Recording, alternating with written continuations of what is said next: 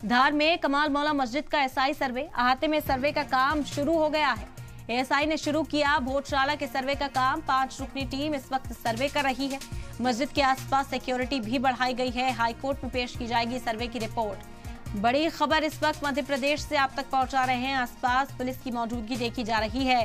धार में कमाल मौला मस्जिद का एसआई सर्वे किया जा रहा है। भोजशाला जिसे जाना जाता है उसका सर्वे इस वक्त जारी है।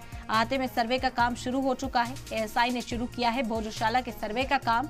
5 रुकनी टीम यहां पहुंची है सर्वे के लिए और मस्जिद के आसपास सिक्योरिटी भी बढ़ाई गई है। आपको बता दें कि हाईकोर्ट के हुक्म पर एएसआई सर्वे की शुरुआत हुई है और हाईकोर्ट में अब सर्वे की रिपोर्ट भी पेश की जाएगी। एएसआई की 5 रुकनी टीम मौके पर पहुंची है। किसी तरह का कोई नुकसान न कोई डैमेज ना हो स्ट्रक्चर को, इस बात का खास ख्याल रखने की भी हिदायत जो है वो कोर्ट की ओर से दी गई थी और उसी को मद्देनजर रखते हुए अब एएसआई का सर्वे यहां शुरू हो चुका है।